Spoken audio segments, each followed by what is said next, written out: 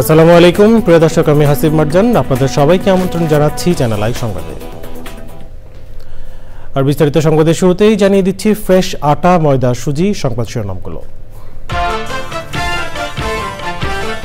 ছাত্রদের নেতৃত্বে জাতীয় নাগরিক পার্টির আত্মপ্রকাশ আজ, শীর্ষ পদে নাহিদ আক্তার, নাসির, হাসনাত, সার্জিস।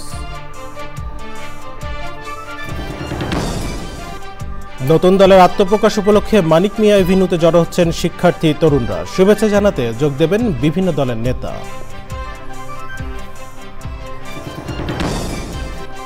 মাসব্যাপী অমর একুশে বইমেলা শেষ হচ্ছে আজ, বই বিক্রি নিয়ে প্রকাশকদের মিশ্র প্রতিক্রিয়া।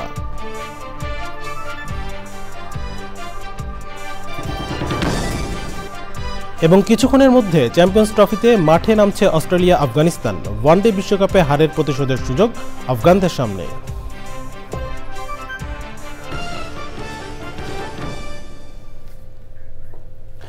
সংবাদ শিরোনামগুলো জানাচ্ছিলাম। এখনকার সংবাদ আয়োজন একই সঙ্গে চ্যানেলের ইউটিউব চ্যানেলে এবং চ্যানেলের ওটিটি প্ল্যাটফর্ম আই স্ক্রিনে লাইভ স্ট্রিম হচ্ছে। চলে হচ্ছে বিস্তারিত সংবাদে।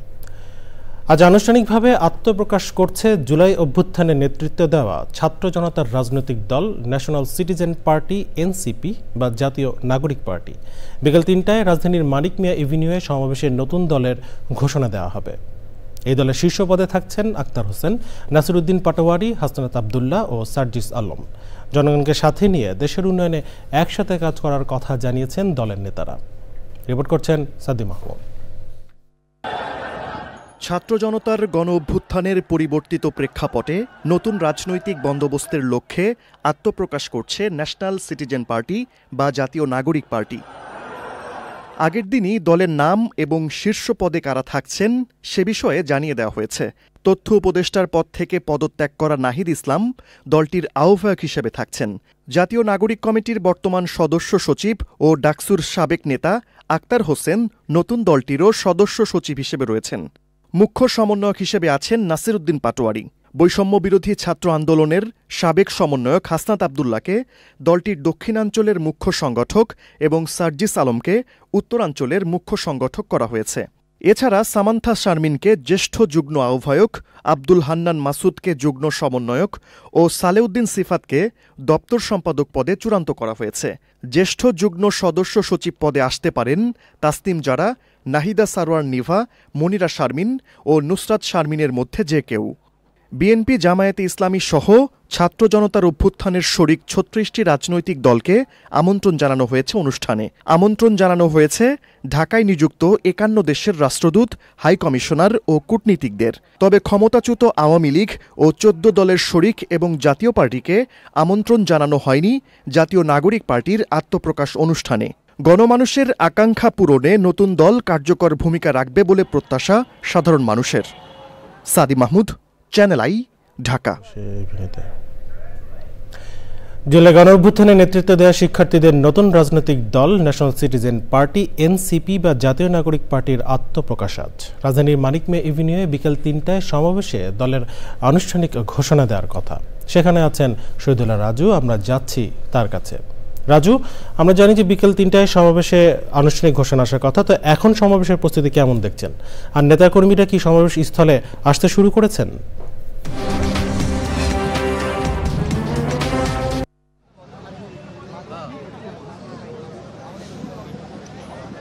হাসিব, মঞ্চ কিন্তু প্রস্তুত রয়েছে। জুলাই গণ অভ্যুত্থানের পর যে নতুন পরিস্থিতি তৈরি হয়েছে, পরিবর্তিত পরিস্থিতিতে আজকে নতুন একটা রাজনৈতিক দলের আত্মপ্রকাশ করতে যাচ্ছে, সেটা হলো জাতীয় নাগরিক পার্টি এনসিপি। সে পার্টি আজ ৩টার সময় ঘোষণা করার কথা রয়েছে এবং সকাল থেকে কিন্তু রাজধানী সহ দেশের বিভিন্ন স্থান থেকে খণ্ড খণ্ড মিছিল নিয়ে নেতাকর্মী সমর্থকরা তারা আসতে শুরু করেছেন অলরেডি এবং সার্বিক প্রস্তুতি সম্পন্ন হয়েছে। এবং আমি যদি দেখাই যে সব কিছু মঞ্চ থেকে শুরু করে সব কিছু রেডি হয়েছে, তবে এখনও যে সিনিয়র নেতারা তারা কিন্তু এখনও এসে পৌঁছায়নি। তারা হয়তোবা ৩টার দিকে এসে পৌঁছাবে বা ৩টার কিছুক্ষণ আগে এসে পৌঁছাবে। আরেকটা বিষয় জানিয়ে রেখি যে এই দল যে জাতীয় নাগরিক পার্টি, সে পার্টির কিন্তু আহ্বায়ক নাহিদ ইসলাম, সদস্য সচিব আক্তার হোসেন সহ অনেক কয়েকজন, প্রায় ৮ জনের নাম সিলেক্ট করা হয়েছে এবং বাকি সব আমরা জানতে পেরেছি এবং বাকি সব যে কমিটির সদস্যরা আছেন তাদের নাম ঘোষণা এবং পার্টিটি কিন্তু আজকে 3টার পরে যে আনুষ্ঠানিকভাবে যাত্রা শুরু করবে। আমার সাথে কিন্তু সহকর্মী আক্তার হোসেন সে আছেন। আক্তার, আপনার কাছে আমি জানতে চাবো আসলে পার্টির মধ্যে আরও কারা কারা আছেন এবং পার্টি নিয়ে দলটির প্রত্যাশা কি? বিষয় আপনি যথার্থই বলেছেন যে আসলে জুলাই গণ অভ্যুত্থান পরবর্তীতে জন আকাঙ্ক্ষা, সেই আকাঙ্ক্ষা বাস্তবায়নে তারা যে তরুণদের নেতৃত্বে একটি রাজনৈতিক পরিবর্তন হয়েছে, তারা যে একটি নতুন রাজনৈতিক প্ল্যাটফর্ম নিয়ে আসছে তা নিয়ে কিন্তু মানুষের মধ্যে বেশ আকাঙ্ক্ষা আগ্রহ রয়েছে। সেই আগ্রহের কেন্দ্রবিন্দু আমরা দেখেছি যে এর আগে যে এই জুলাই গণ অভ্যুত্থানে যে নেতৃত্ব দানকারী যেই সংগঠন রয়েছে বৈষম্য বিরোধী ছাত্র আন্দোলন এবং জাতীয় নাগরিক কমিটি, যে দুটি সংগঠন করা হয়েছিল, সেই নাগরিক কমিটির নেতারাই কিন্তু এখানে রয়েছে। যেমন আপনি বলছেন যে সদ্য পদত্যাগী যে উপদেষ্টা নাহিদ ইসলাম, তিনি বৈষম্য বিরোধী ছাত্র আন্দোলনের একজন সমন্বয়ক ছিলেন এবং তার আগেও কিন্তু যে ছাত্র শক্তি নামে একটি সংগঠনের উনি মহাসচিব ছিলেন। সেই সংগঠনের যেই নাহিদ ইসলাম, তিনি কিন্তু এই যে নতুন যেই ন্যাশনাল সিটিজেন পার্টি হচ্ছে সেই এনসিপির তিনি আহ্বায়কের দায়িত্ব নিতে যাচ্ছেন এবং নাগরিক কমিটির যিনি সদস্য সচিব ছিলেন এবং যিনি তার আগে নাগরিক শক্তি যেই সংগঠন ছিল তারও উনি সভাপতি ছিলেন, যে আক্তার হোসেন ডাকসুর যে সমাজসেবা বিষয়ক যেই সম্পাদক, তিনি এই সাধারণ সম্পাদক বা সদস্য সচিব দায়িত্ব পালন করছেন। এবং আমরা দেখছি নাগরিক কমিটির যে ইয়ে রয়েছে, আহ্বায়ক ছিলেন নাসিরউদ্দিন পাটোয়ারি, তিনিও কিন্তু থাকছেন এবং বৈষম্য বিরোধী ছাত্র আন্দোলনের যারা নেতৃত্ব দিয়েছেন, বিশেষ করে সার্জিস আলম, হাসনাত, তারাও কিন্তু এখানে মুখ্য সমন্বয়কের ভূমিকায় থাকতেন। অর্থাৎ বিষয়টা হলো যে আজকে 151 সদস্য বিশিষ্ট, আমরা যতদূর শুনতে পেরেছি 151 সদস্য বিশিষ্ট কেন্দ্রীয় কমিটির নাম আজকে ঘোষণা করা হবে। তার মধ্যে প্রধান যাদেরকে ঘোষণা করা হচ্ছে, অর্থাৎ আপনি এতদিন বৈষম্য বিরোধী ছাত্র আন্দোলন এবং নাগরিক কমিটির যাদেরকে সামনের সারিতে দেখেছেন, তারা আসলে এই যে নতুন রাজনৈতিক দল, এই রাজনৈতিক দলেরও কিন্তু তারাই সামনের সারিতে থাকবে। আর এছাড়াও কিন্তু আমরা দেখতে পাচ্ছি যে এই যে আগ্রহ, বিশেষ করে আজকে তারা বলছেন যে লক্ষাধিক লোকের একটি জনসমাগম তারা এখানে ঘটাবেন। যেমন তারা বলছেন যে বৈষম্য বিরোধীর ছাত্র আন্দোলনের কিন্তু সারা দেশে প্রায় 300-র উপরে যে উপজেলা কমিটি তারা দিয়েছে, উপজেলা কমিটি রয়েছে, জেলা কমিটি রয়েছে এবং বিভিন্ন বিশ্ববিদ্যালয় ইউনিটগুলিতেও কমিটি রয়েছে। সেই কমিটিতেও কিন্তু তারা এখানে আসছেন। আজকের আমরা খোঁজখবর যৌতুক নিয়েছি এবং নাগরিক কমিটিরও প্রায় 3 শতাধিক যে জেলা এবং উপজেলাতে কমিটি রয়েছে, সেই কমিটির নেতারাও কিন্তু এখানে আসছেন এবং তারা আসলে বলছেন যে এটি আসলে তাদের বড় কোনো শোডাউন না, তারা আসলে তাদের যেই রাজনৈতিক যে তাদের যে বন্দোবস্ত, অর্থাৎ তারা বলছেন যে জন আকাঙ্ক্ষার ভিত্তিতে যেই রাষ্ট্র মেরামত কিংবা রাষ্ট্র পরিচালনার যে দায়িত্ব বা অর্থাৎ তরুণরা করতে যায়, যে সংস্কারগুলো তারা করতে যায়, তার যে আকাঙ্ক্ষা মানুষকে দেখেছে, সেই জন আকাঙ্ক্ষার ভিত্তিতেই এই রাজনৈতিক দলে তারা আত্মপ্রকাশ আনুষ্ঠানিকভাবে এখানে তারা ঘটাচ্ছেন এবং অন্যান্য রাজনৈতিক দলের নেতারাও কিন্তু এখানে আসবেন। আরেকটা বিষয় আপনাকে কিছু তথ্য জানিয়ে রাখি যে এই কিছুক্ষণের মধ্যে যে এখানে 3টা বাজে আনুষ্ঠানিকভাবে যেই কার্যক্রম শুরু হবে, এই যে কমিটি, যে নতুন যে ন্যাশনাল সিটিজেন পার্টির যে আত্মপ্রকাশ ঘটবে এবং তাদের এই কমিটিটা আসলে ঘোষণা করার কথা রয়েছে একজন শহীদ পরিবারের কাউকে দিয়ে, হয়তো বা তারা এটি করবে। বিশেষ করে জুলাই অভ্যুত্থানে যারা শহীদ হয়েছেন, শহীদ পরিবারের সদস্যরা এখানে আমন্ত্রিত অতিথি হিসেবে থাকবেন।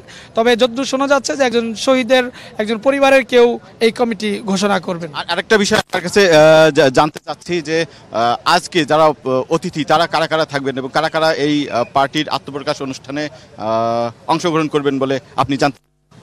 এই কমিটির বিশেষ করে এই পার্টির প্রস্তুতি হিসাবে কিন্তু বেশ অনেক দিন থেকেই জাতীয় নাগরিক কমিটি এবং বৈষম্য বিরোধী ছাত্র আন্দোলন তারা অনলাইনে এবং অফলাইনে তারা ক্যাম্পেইন চালিয়েছে, মানুষের তারা ভোট নেওয়ার চেষ্টা করছে, অর্থাৎ নতুন বাংলাদেশ কেমন চায় মানুষের মতামত তারা নিয়েছে এবং তারা বলছেন যে প্রায় 3 লক্ষাধিক লোক সেখানে সাড়া দিয়েছে, তারা তাদের মতামত দিয়েছে।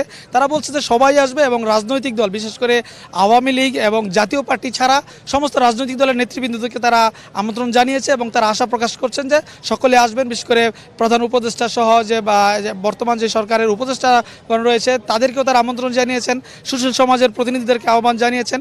ইতিমধ্যে যেমন আমরা জানতে পেরেছি বিএনপির একটি প্রতিনিধি দল, রুহুল কবির রিজভির নেতৃত্বে একটি প্রতিনিধি দল এখানে তাদেরকে এই অনুষ্ঠানে আসার কথা রয়েছে, জামায়াত ইসলামীর নেতারা আসার কথা রয়েছে, এবি পার্টি সহ যে অন্যান্য যে অপরাপর রাজনৈতিক দলের সংগঠন রয়েছে তারা বলছেন যে তারা আশা করছেন যে যেহেতু আরেকটা রাজনৈতিক, আপনি জানেন যে গণতন্ত্রের সৌন্দর্য আসলে রাজনৈতিক দল, এখানে বহু মতের প্রতিফলন ঘটবে, বহুদলীয়, যে এখন এই যে আজকে যেই পার্টি হচ্ছে তাদের আরেকটা বড় বিশেষত্ব কিন্তু বহুত্ববাদ, যে তারা বলছেন যে এই যে 24-এর যে গণ অভ্যুত্থানে কিন্তু আসলে কোনো একক দলের কোনো ক্রেডিট ছিল না। এখানে আসলে মানে নানান দলের অর্থাৎ বহু দলের এবং রাজনীতি করেন এমন সাধারণ মানুষও এখানে সম্পৃক্ত হয়েছেন, অর্থাৎ বহু মতের বহু আদর্শের সম্মিলন এখানে ঘটবে। এবং তারাও চেষ্টা করছেন যে আমার কেন্দ্রীয় নেতাদের সঙ্গে যতদূর কথা হয়েছে যে তারাও বলছেন যে এখানে বহু মতের সম্মিলন বহু আদর্শের সম্মিলন এখানে ঘটবে এবং সম্মিলিতভাবে এই তরুণরা বাংলাদেশকে এগিয়ে নিয়ে যাবেন।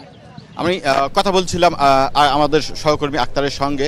আমরা যতটুকু জানতে পেরেছি যে নতুন যে রাজনৈতিক দলটি আত্মপ্রকাশ করতেছে জাতীয় নাগরিক পার্টি, সে নাগরিক পার্টি এই দলটি হবে মধ্যপন্থী, তারা ডানপন্থী বা মধ্যপন্থী হবে বলে আমাদেরকে জানিয়েছেন। এবং জুলাই অভ্যুত্থানের পর আওয়ামী লীগ সরকারের পতন হয়েছে এবং এরপর পরিবর্তিত পরিস্থিতিতে এই নতুন রাজনৈতিক দলটি চড়াই উতরাই পেরিয়ে সামনে কিভাবে এগিয়ে যাবে সেটাই হবে এখন এই নতুন রাজনৈতিক দলটির প্রধান চ্যালেঞ্জ। হাসিব, রাজা, আপনাকে ধন্যবাদ। আমরা নিশ্চয়ই পরবর্তীতে সমাবেশের আরও খবর জানবো আপনার কাছ থেকে। মানিক মিয়া এভিনি থেকে জানাচ্ছিলেন শহীদুল্লাহ রাজু। এদিকে আজ শেষ হচ্ছে মাসব্যাপী অমর 21 বইমেলা, সেই সঙ্গে ছিল শেষ শিশু প্রহর। তবে শেষ দিনে পাঠক সমাগম কিছুটা কম। বই বিক্রি নিয়ে রয়েছে প্রকাশকদের মিশ্র প্রতিক্রিয়া। রিপোর্ট করছেন ইফতেখার উদ্দিন। বইমেলার শেষ দিন, সেই সঙ্গে শেষ শিশু প্রহর। সকালে বাবা মায়ের হাত ধরে মেলায় প্রবেশ করে ক্ষুদে পাঠকরা। পছন্দের বই কিনে শিশুদের তৃপ্তির উচ্ছ্বাস। আজকে আমি কালারিং বই কিনেছি আর পপ আপ বই কিনেছি, আমি এখন আরো বই কিনবো। হাসির গল্প ভালো লাগে, তারপর অনেক ইসপের গল্প ভালো লাগে। আমি ক্লাস 4-এ পড়ি আর আমার ভূতের গল্প পছন্দ। এবারে আমার বইমেলা অনেক ভালো লেগেছে, আমি অনেকগুলো বই কিনেছি। অভিভাবকরা বলছেন শিশুদের মনন গঠনে বইমেলার গুরুত্ব অপরিসীম। ওরা বই কিনে বিভিন্ন ধরনের জ্ঞানের বই, গল্পের বই, এতে বই পড়ে বাচ্চারা অনেক উৎসাহ পায়। বরাবরের মতো রাজনৈতিক বলয়, ওই ধর্মান্ধতা আর এই কূটনৈতিকতা যদি আমরা একটু পরিহার করে সামনের দিকে এগিয়ে যেতে পারি, তাহলে এই বইমেলাই হতে পারে একমাত্র মিলন মেলা। বই বিক্রি নিয়ে প্রকাশকরা জানালেন মিশ্র প্রতিক্রিয়া। দীর্ঘদিন ধরে বইমেলার যে একটা আলাদা বইমেলার প্রতি একটা আবেগ ভালোবাসা থাকে, এবার মানুষের কাউরেরই দেখছি না বইমেলার প্রতি কোনো একটা বাড়তি টান। মানে বেচা বিক্রি তো কমই, কিন্তু বইমেলার পরিবেশটাও আমার খুব বেশি ভালো লাগেনি। সার্বিকভাবে মেলায় সবার কিন্তু খুব সুবিধাজনক বিক্রি হয়নি, কিন্তু আমি অল্পের খুশি। তবে যে পরিমাণ আমার এবছরে বিক্রি হয়েছে তাতে আমি নিজে বলবো না যে আমার বিক্রি হয়নি। এদিনেও মেলায় এসেছে নতুন নতুন বই। আজকে 4টা বইয়ের মোড়ক উন্মোচিত হলো, যার মধ্যে আছে অর্ধাঙ্গিনী, দাদা সংকলন, যাপিত জীবনের কথামালা। বইমেলা চলবে রাত 9টা পর্যন্ত। ইফতেখার উদ্দিন, চ্যানেল আই, ঢাকা। ধ্বংসস্তূপে পরিণত হয়েছে রাঙামাটির জনপ্রিয় পর্যটন কেন্দ্র সাজেক ভ্যালি। অগ্নিকাণ্ডে সবুজ পাহাড়ের পাশাপাশি ধূসর হয়ে গেছে শত শত মানুষের স্বপ্ন, আর একমাত্র সম্বল হারিয়ে দিশেহারা ক্ষতিগ্রস্তরা। ফায়ার স্টেশন না থাকা, অপরিকল্পিতভাবে রিসোর্ট কটেজ নির্মাণকেই দুর্ঘটনার জন্য দায়ী করছেন সংশ্লিষ্টরা। ক্ষতি কাটিয়ে উঠতে সার্বিক সহায়তার আশ্বাস পার্বত্য উপদেষ্টার। রাঙামাটির প্রতিনিধি মনসুর আহমেদের তথ্য ভিডিওচিত্রে রিপোর্ট করছেন মোশাহিদ রানী। ধূসর পাহাড়, ছায় আর ধ্বংসস্তূপ দেখে বোঝার উপায় নেই কিছুদিন আগেও ছিল পর্যটকের কোলাহল ও বিচিত্র কর্মব্যস্ততা। মেঘের রাজ্য সাজেক ভ্যালি এখন হাহাকারের শূন্য প্রান্তর। অগ্নিকাণ্ডে নিঃস্ব হয়ে স্থানীয় গির্জা ও মন্দিরের ঠাঁই না মানুষকে দেওয়া হচ্ছে প্রশাসনিক সহায়তা। 30 কেজি চাল রয়েছে আর কিছু শুকনো আইটেম রয়েছে। শুকনো আইটেম হচ্ছে আপনার ডাল আছে, লবণ আছে, বিস্কুট রয়েছে, পানি আছে। তারপরে হচ্ছে নগদ ক্যাশ আমরা তাদেরকে দিয়েছি চেকের মাধ্যমে, সেটা হচ্ছে 7,500 টাকা। ঘটনাস্থল পরিদর্শন করে দ্রুত তদন্ত প্রতিবেদন দেওয়ার আশ্বাস তদন্ত কমিটি প্রধানের। আমাদের অনেকগুলো কারণ থাকতে পারে, হতে পারে শর্ট সার্কিট অথবা সিগারেটের পদার্থ আশেপাশে থাকে, সেখান থেকেও হতে পারে। আমরা সবগুলো কারণে খতিয়ে দেখছি। অপরিকল্পিত স্থাপনা নির্মাণ, অব্যবস্থাপনা ও পানির অভাবে এমন দুর্ঘটনা বলে মত খাগড়াছড়ি সেক্টর কমান্ডারের। এই ধরনের আপনার ফায়ার ফাইটিং একটা টিম থাকে, যেমন ফায়ার সার্ভিসের একটা প্রফেশনাল থাকে, তাহলে দ্রুততার সাথে এই ধরনের দুর্ঘটনা মোকাবেলা করা সম্ভব। ক্ষতিগ্রস্তদের সব ধরনের সহায়তার আশ্বাস পার্বত্য উপদেষ্টার। এখান থেকে আমরা ওভারকাম করার জন্য যা কিছু আছে আমাদের সরকারি পক্ষ থেকে, এবং যেখানে ওনারা বলবেন আমাকে ওখানে গিয়ে এই কথা বলে দেন, আমি গিয়ে কথা বলবো, তারা যেন খুব তাড়াতাড়ি রিকভার করতে পারে। গত 23 ফেব্রুয়ারি ভয়াবহ অগ্নিকাণ্ডে সাজেকের রিসোর্ট, কটেজ ও বসতঘর সহ পুড়ে যায় শতাধিক স্থাপনা, যাতে অন্তত 100 কোটি টাকার আর্থিক ক্ষতির শিকার দুর্ঘটনা কবলিতরা। মোশাহিদ রনি, প্রকৃতি ও জীবন ডেস্ক, চ্যানেল আই। এবারে জানাবো আইসিসি চ্যাম্পিয়ন্স ট্রফির খবর।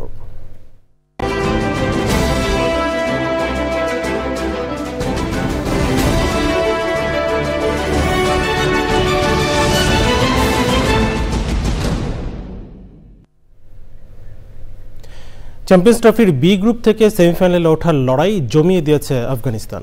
ইংল্যান্ডকে হারিয়ে গ্রুপ থেকে সেমির লড়াইয়ে ভালোভাবে টিকে আছে আফগানরা। আজ বিকাল 3টায় লাহোরে অস্ট্রেলিয়ার বিপক্ষে ম্যাচে আফগানিস্তান জিতলেই অজি ও প্রোটিয়াদের টেনশন বেড়ে যাবে। ইংল্যান্ডের পর অস্ট্রেলিয়া ও সাউথ আফ্রিকার মতো আরও এক জায়ান্টকে বিদায় করে শেষ চারে খেলতে পারে আফগানিস্তান। 5 নির্ভরযোগ্য তারকাবিহীন অস্ট্রেলিয়া অভিযান শুরু করেছে ইংল্যান্ডের বিপক্ষে রেকর্ড গড়া জয়।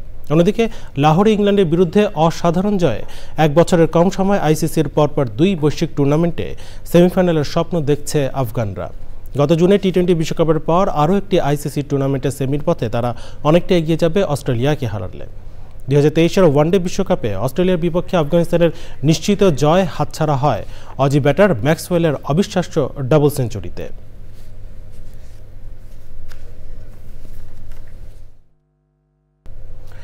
দেখছেন চ্যানেলের সংবাদ। এ পর্যায়ে নিচ্ছি বিরতি। ফিরে এলাম বিরতির পর। স্বাগত আর একবার চ্যানেল আই সংবাদে।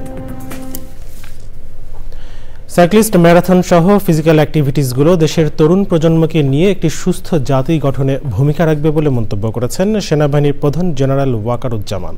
কক্সবাজারের ইনানীতে মেরিন ড্রাইভ সাইক্লিং রেস এর সমাপন অনুষ্ঠানের প্রধান অতিথির বক্তব্যে তিনি আরও বলেন, এই জায়গায় এরকম আয়োজন অব্যাহত থাকবে।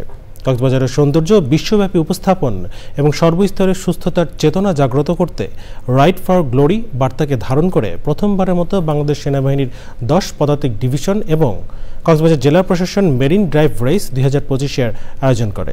এই সাইক্লিং প্রতিযোগিতায় 6টি ক্যাটাগরিতে 26 জন নারী ও 374 জন পুরুষ সহ মোট 400 জন দেশি বিদেশি সাইক্লিস্ট অংশ নেন। প্রতিযোগিতার শেষে সেনাবাহিনীর প্রধান জেনারেল ওয়াকারুজ্জামান বিজয়ীদের পুরস্কার বিতরণ করেন। এ সময় কক্সবাজারের এরিয়া কমান্ডার রামু সেনানিবাসের জিওসি, কক্সবাজারের জেলা প্রশাসক সহ উচ্চপদস্থ সামরিক বেসামরিক কর্মকর্তারা উপস্থিত ছিলেন।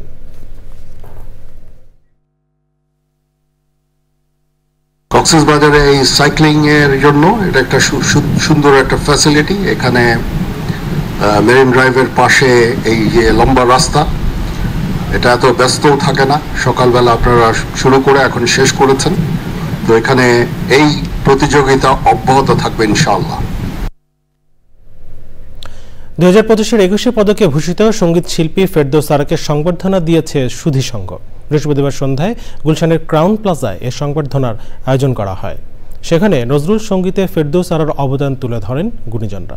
আরও জানাচ্ছেন সুলতানা হিমু।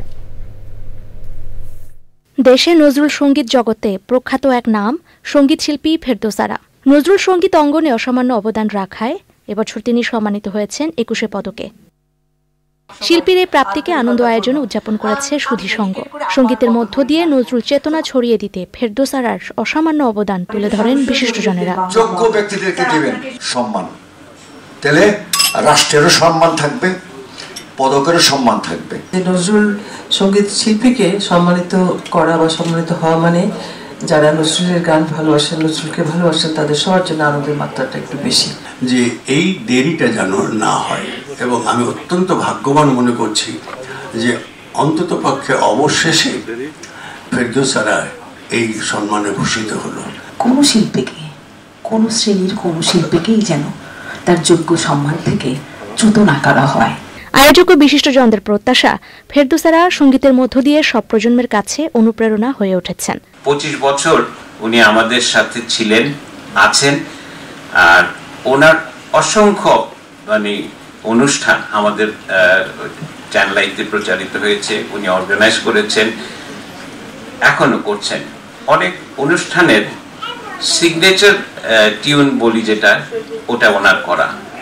তো উনি আমাদের পরিবারেরই একজন সদস্য, তাই আজকে ওনাকে আসলে অভিনন্দন জানাতে পারাটা চ্যানেলের পক্ষ থেকে এটা একটা গর্বের ব্যাপার। আপা অনেক দীর্ঘ জীবন কামনা করি সবার ভালোবাসায়। আপা অনেক দীর্ঘ জীবন কামনা করবেন, আপার জন্য দোয়া করবেন, আপার কণ্ঠটা যেন অনেক ভালো থাকে। গুণীজনদের কাছ থেকে এমন সংবর্ধনা পেয়ে মুগ্ধ হয়েছেন ফেরদৌসারা। নজরুল সঙ্গীতে আলো ছড়াতে নিত্য নতুন চর্চায় নিজেকে আরো ছাড়িয়ে যাওয়ার প্রত্যয় ব্যক্ত করেন তিনি।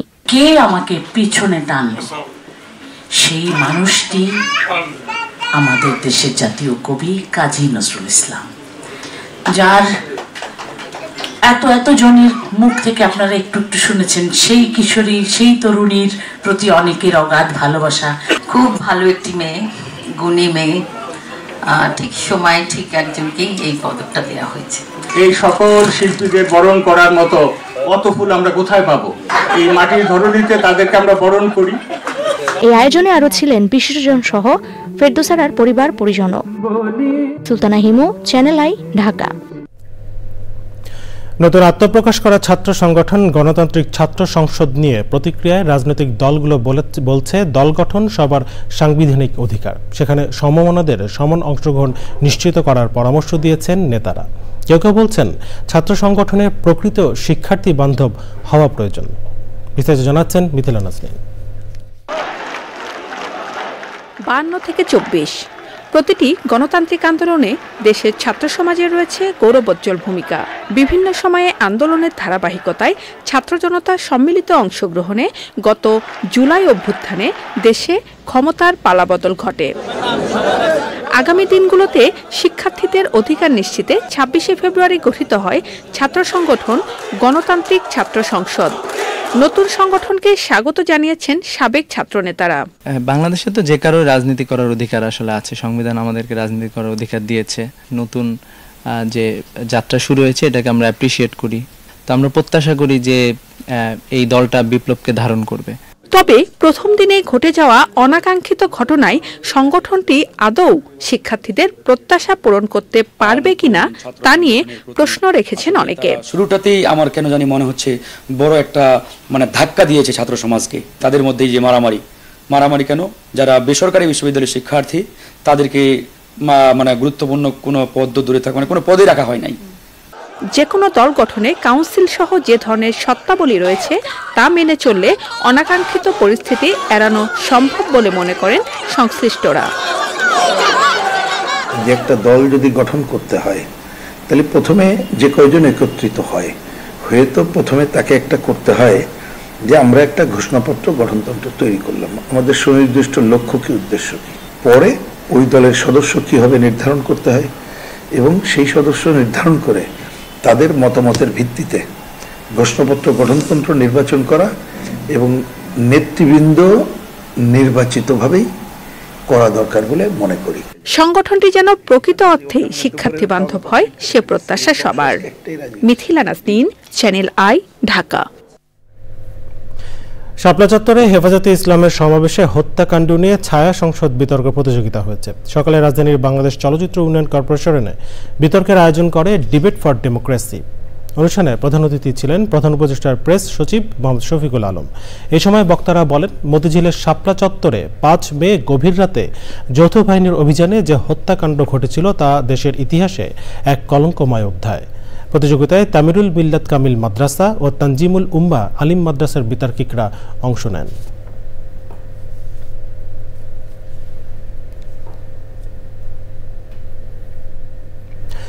ডায়াবেটিস রোগ সম্পর্কে মানুষকে সচেতন করার লক্ষ্যে বিভিন্ন কর্মসূচির মধ্য দিয়ে ডায়াবেটিস সচেতনতা দিবস ও বাংলাদেশ ডায়াবেটিক সমিতির 69তম প্রতিষ্ঠা বার্ষিকী পালিত হয়েছে।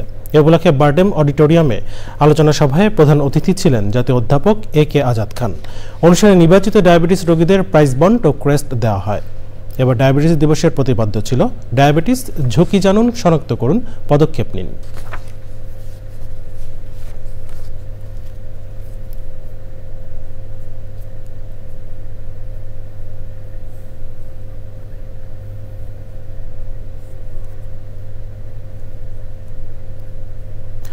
শিশু কিশোরদের অংশগ্রহণে এসো রক্তে জেতা বর্ণমালা সুন্দর করে লিখির ৩৮ ও হাতিখড়ি অনুষ্ঠানের ৩৩ বছর পূর্তি উৎসব হয়েছে।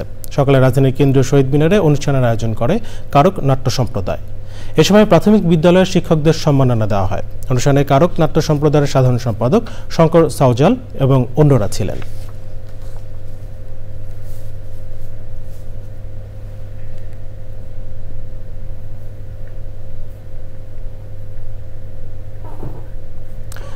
তৃতীয়বারের মতো কানাডার অন্টারিও প্রদেশের এমপিপি নির্বাচিত হয়েছেন বাংলাদেশি বংশোদ্ভূত কানাডিয়ান রাজনীতিক ডলি বেগম। সোমবার অনুষ্ঠিত নির্বাচনে তিনি টরন্টোর স্কারবোরো সাউথ ওয়েস্ট আসন থেকে কনজারভেটিভ পার্টির প্রার্থীকে হারিয়ে নিউ ডেমোক্রেটিক পার্টি এনডিপির পক্ষ থেকে বিজয়ী হন। গত সংসদে তিনি অন্টারিও প্রভিন্সিয়াল পার্লামেন্টে বিরোধী দলীয় উপনেতা ছিলেন। এর আগেও 2018 এবং 2022 সালে তিনি এমপিপি নির্বাচিত হন। অবভিয়াসলি এটা আমাদের জন্য বড় একটা ব্যাপার, আমাদের কমিউনিটির জন্য একটা বড় একটা বিজয়ের যে উল্লাস আপনি দেখতে পাচ্ছেন। ইটস আমরা সব সময় আসলে দেখি যে কমিউনিটি এক হয়ে এভাবে চলে আসছিল গত 2 term, and this is a 3rd term for us, so it's very beautiful. And আমি ধন্যবাদ জানাই আমার পুরো কমিউনিটি যারা আছেন এখানে, সবাই একসঙ্গে এক হয়ে আবার যে আমরা এই যে বিজয়টা অর্জন করতে পারছি, এটা অনেক বড় একটা ব্যাপার। So thank you so much.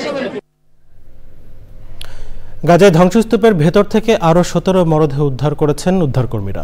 এর ফলে অবরুদ্ধ এই উপত্যকায় নিহতের সংখ্যা 48,370 জনে পৌঁছেছে। এদিকে গাজায় যুদ্ধবিরতি নিয়ে কায়রোতে আবারও ইসরায়েল এবং হামাসের মধ্যে আলোচনা শুরু হয়েছে। প্রথম দফা যুদ্ধবিরতির মেয়াদ শেষ হতে চলায় এই বৈঠক হচ্ছে। গাজায় যুদ্ধবিরতি কার্যকর হওয়ার পর ধ্বংসস্তূপের নিচ থেকে একের পর এক উদ্ধার হচ্ছে মৃতদেহ। 2023 সালের অক্টোবর থেকে গাজায় হামলা চালাচ্ছে ইসরায়েল। গত 19 জানুয়ারি থেকে যুদ্ধবিরতি কার্যকর হয়েছে।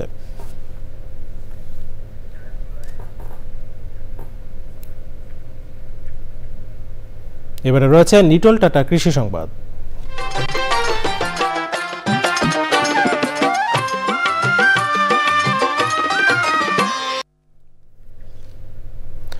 অতীতের মতো এবারে রোজা শুরুর আগেই যশোরের নিত্যপণ্যের বাজারে অস্থিরতা শুরু হয়েছে। সরকারের পক্ষ থেকে বাজার স্থিতিশীল বলা হলেও ডিম, মাছ ও মাংসের দাম বাড়ছে। ব্যবসায়ীরা বলছেন ঈদের আগে এসব পণ্যের দাম কমার কোনো সম্ভাবনা দেখছেন না তারা। যশোর প্রতিনিধি আকরামুজ্জামানের রিপোর্ট। প্রশাসনের পক্ষ থেকে প্রতি বছর রমজান মাসকে সামনে রেখে চাল, গম, ভোজ্য তেল, চিনি, ডাল, ছোলা, পেঁয়াজ, রসুন, আদা, হলুদ, শুকনো মরিচ, ডিম, খেজুর সহ নিত্যপণ্য সরবরাহ ও মূল্য তদারকিতে বিশেষ উদ্যোগ গ্রহণ করা হয়। এবছরও রমজান মাসে যাতে নিত্যপণ্যর বাজার কোনো প্রকার অস্থিরতা সৃষ্টি না হয় সেজন্য নানামুখী উদ্যোগ নেওয়া হচ্ছে। যদিও বাজার সংশ্লিষ্টদের অভিযোগ এর প্রভাব বাজারে খুব একটা পড়ছে না। আগে প্রতিদিন তেল কিনতে পারতাম, এখন সপ্তাহে একদিনও পাচ্ছেন। যদিও পাই আপনার সত্য ছাড়া তারা তেল দিচ্ছে না। 2 দিন ধরেই সবকিছু সবজির দামই আবার বাড়তি। আগে যে মাল কিনছি 20, এখন সেই মাল 40। আলু, পেঁয়াজ ছাড়াও পাইকারি ও খুচরা পর্যায়ে এখনই বাড়তে শুরু করেছে চাল, আটা, ময়দা, ডাল, ছোলা, ব্রয়লার মুরগি, চিনি ও চিড়া সহ বিভিন্ন নিত্যপণ্যের দাম। সোনালী মুরগি আমি আজকে নিলাম 280 টাকা করে, তো এটা মনে হয় যে রিজনেবল প্রাইস। মাছ, রুই মাছ, শিং মাছ, ট্যাংরা মাছ, এই মাছের দাম অনেক বেশি। পাইকাররা বলছেন আমদানি ও পরিবহন খরচের কারণে এবছর প্রতিটি পণ্যর দাম বেশি।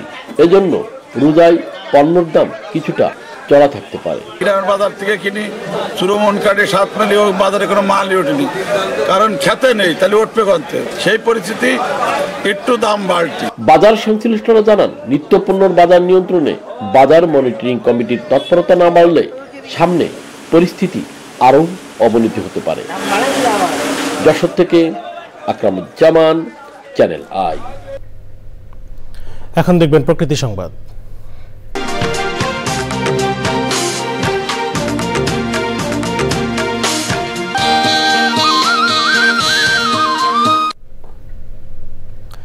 প্রকৃতির নৈসর্গিক সৌন্দর্যের লীলাভূমি ভোলার চর কুকরি মুকরিতে কমছে পর্যটকদের আনাগোনা। সুযোগ সুবিধার অভাব, বেহাল যোগাযোগ ব্যবস্থার কারণে ভোগান্তিতে মুখ ফিরিয়ে নিচ্ছেন ভ্রমণ পিয়াসীরা। পর্যটন শিল্পের এই অপার সম্ভাবনা কাজে লাগাতে দ্রুত প্রয়োজনীয় উদ্যোগের দাবি স্থানীয় সহ পর্যটকদের। হারুন রশিদের তথ্য ভিডিওচিত্রে চর কুকরি মুকরির পর্যটন সম্ভাবনা নিয়ে 2 পর্বের প্রথম পর্বে দেখুন আফরোজা হাসির রিপোর্ট। বিস্তীর্ণ ম্যানগ্রোভ বন, সমুদ্রের ঢেউ আর বিভিন্ন বন্যপ্রাণীর অবাধ বিচরণ।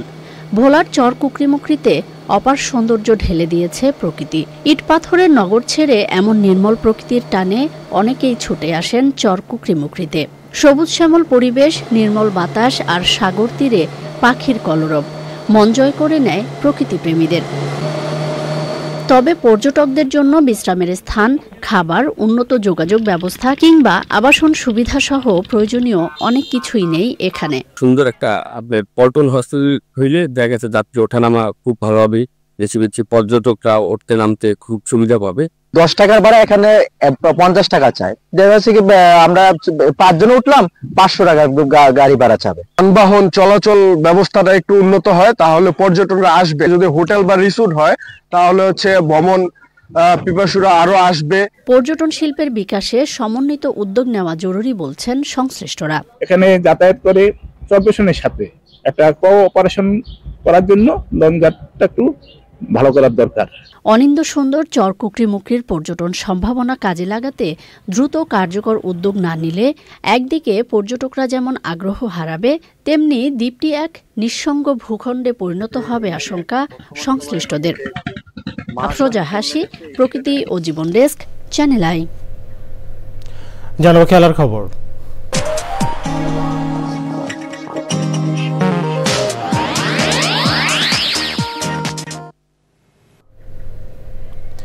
হ্যামস্ট্রিংয়ের চোটে পড়েছেন 28 বছর বয়সী রিয়াল মাদ্রিদ মিডফিল্ডার সেবাইওস। 2 মাসের জন্য মাঠের বাইরে থাকতে হবে স্প্যানিশ এই ফুটবলারকে। রিয়াল সোসিয়েদাদের বিপক্ষে কোপা দেল রের সেমিফাইনালের প্রথম লেগে চোট পান সেবাইওস। এনরিকের গোলে জেতা ম্যাচের পুরোটাই খেলেন তিনি। গত কয়েক সপ্তাহে কার্লো আনচেলত্তির দলের শুরুর একাদশের নিয়মিত সদস্য ছিলেন সেবাইওস, কিন্তু মৌসুমের শেষ দিকে এসে তাকে পাচ্ছেন না রিয়াল কোচ।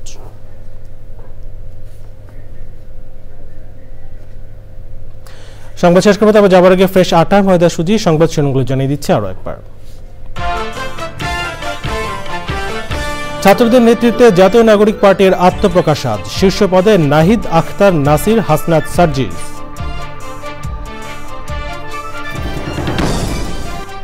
নতুন দলের আত্মপ্রকাশ উপলক্ষে মানিক মিয়া এভিনিউতে জড়ো হচ্ছেন শিক্ষার্থী তরুণরা। শুভেচ্ছা জানাতে যোগ দেবেন বিভিন্ন দলের নেতা।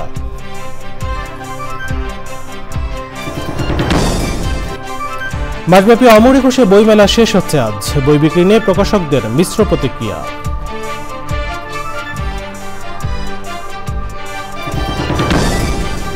এবং কিছুক্ষণের মধ্যে চ্যাম্পিয়ন্স ট্রফিতে মাঠে নামছে অস্ট্রেলিয়া আফগানিস্তান। ওয়ানডে বিশ্বকাপে হারার প্রতিশোধের সুযোগ আফগানদের সামনে।